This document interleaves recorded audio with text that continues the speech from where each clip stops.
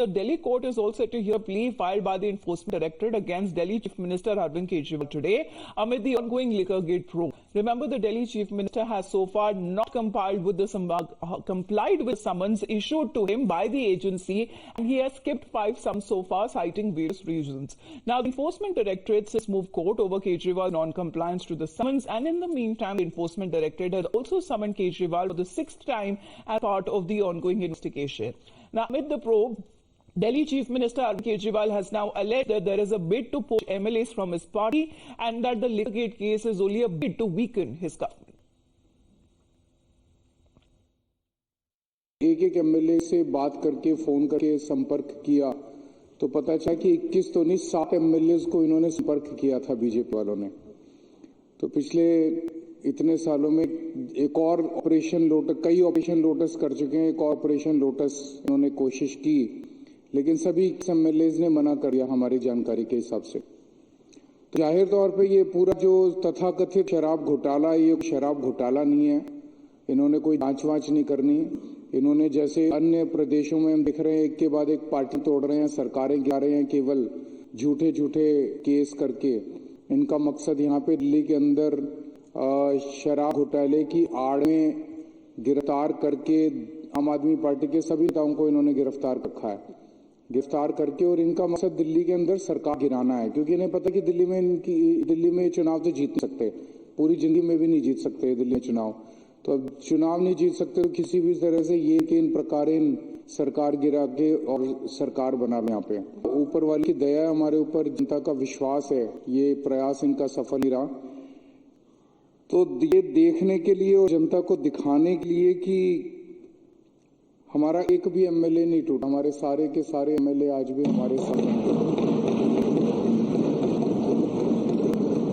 अध्यक्ष महोदय, मैं आपकी अनुमति से निम्नलिखित प्रस्ताव प्रस्तुत करता हूं कि यह सदन मंत्री परिषद में विश्वास व्यक्त करता है। Well, let's tell you exactly why the ED is relentlessly pursuing the Delhi Chief Minister. In the ED charge sheet, which mentions Kejriwal, the agency claims to have recorded statements with mentions the accused were in touch with the Aam Aadmi Party leader regarding the preparation and the execution of the now-scrapped Delhi Excise Policy 2021-22. Kejriwal was also named in the ED remand note for the son of YSRCP MP because they believe that MS Reddy met Kejriwal to know more about the Delhi excise policy, and Kejriwal welcomed the YSRCP MP to the Delhi liquor trade. However, the agency also cited statements which mentions the alleged orchestrator of the scam, Vijay Nair, was acting at the behest of Manish Sisodia and Arvind Kejriwal, and key decisions regarding the liquor policy were taken at the residence, allegedly, of the Chief Minister.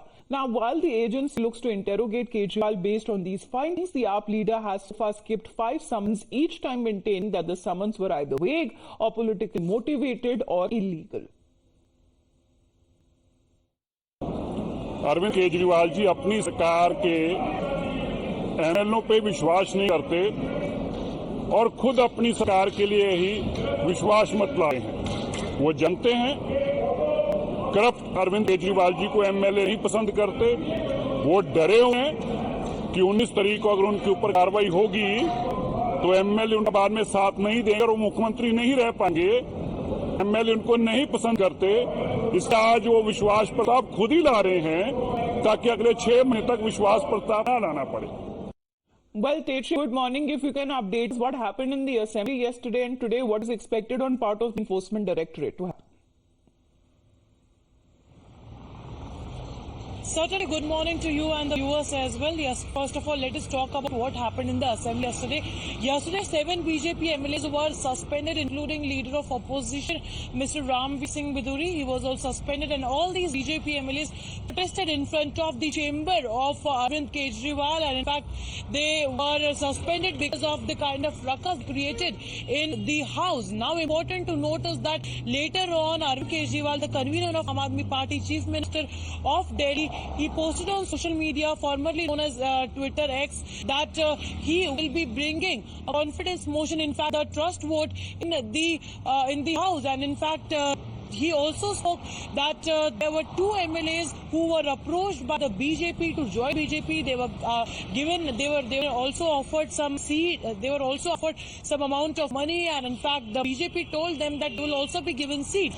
Then Aam Aadmi Party convener also said that he personally spoke to all the MLAs, and in fact found that there were 7 such MLAs who were offered an amount of rupees 25 crore, and later on they were also said that they will be also given a seat. However, all the MLAs of Aam Aadmi Party declined the offer that was put forward by BJP, and in fact Kejriwal also said that it is BJP wanted to go forward with Operation Lotus in Delhi, and in fact not only in Delhi, Kejriwal said that earlier on in several states BJP because of Operation Lotus had opposed a number of MLAs and in fact made their government, and now they want to destabilize the government of Aam Aadmi Party. This was the big claim from Arvind Kejriwal. हमारे साथ phone line पर जुड़ रहे हैं Viduri ji. Sir good morning. क्या कहेंगे अरविंद केजरीवाल और उनके आरोपों पर, क्योंकि वो सीधा तो असेंबली में बोल रहे कि उनकी पार्टी को तोड़ने की कोशिश की जा रही है बीजेपी की तरफ से।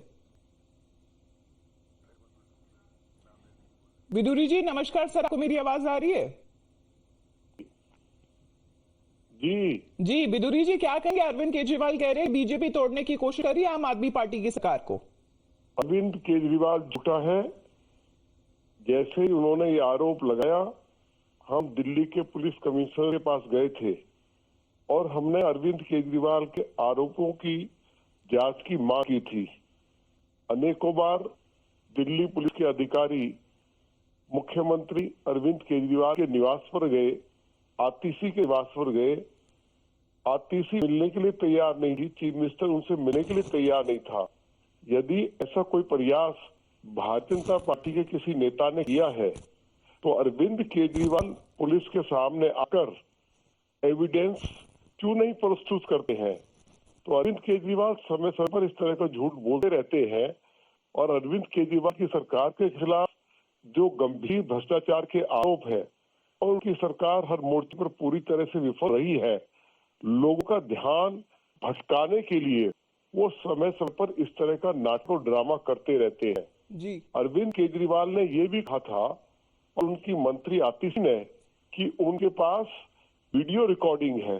आखिर वो मीडिया के सामने, देशवासियों के सामने वो उनके पास क्या सबूत है, उनको क्यों नहीं पेश करते हैं? इस तरह के जो आरोप लगाए गए हैं ये बुनियाद है और अरविंद केजरीवाल जो संवैधानिक पद के ऊपर बैठे हुए हैं उनको इस तरह के बुनियाद और बेहुदे आरोप नहीं लगाने चाहिए, लेकिन उनकी आदत में ये शुमार है। हम इस मामले को लेकर पुलिस कमिश्नर के पास गए हैं और यदि अरविंद केजरीवाल यह प्रूव नहीं कर पाए कि भाजपा के किसी नेता ने उनको और उनके विधायकों को कोई अप्रोच किया है तो निश्चित तौर पे उनके खिलाफ FIR होगी और इस मामले में उनको कोर्ट में जवाब देना पड़ेगा। हम उनको छोड़ने वाले नहीं है। वो आरोप लगाते हैं और भाग जाते हैं। विधानसभा में वो भाजपा के विधायकों को उनका सामना करने के लिए तैयार नहीं है, कोई चर्चा करवाने के लिए तैयार नहीं है। कल हमारे 7 विधायक निकाल दिए गए और अरविंद केजरीवाल, हमने देखी वो तस्वीरें जो आ रही विदुरी जी, लेकिन ये आरोप जो अरविंद केजरीवाल की तरफ से सीधा लगाया जा रहा है वो बार बार ऑपरेशन लोटस के बारे में बात करते हैं, लेकिन कोर्ट की कार्रवाई जो शराब गेट के मामले भी अगर कहा जाए वो भी फिलहाल ईडी की तरफ से जारी है। धन्यवाद आपका विदुरी जी हमारे साथ जुड़ने के लिए।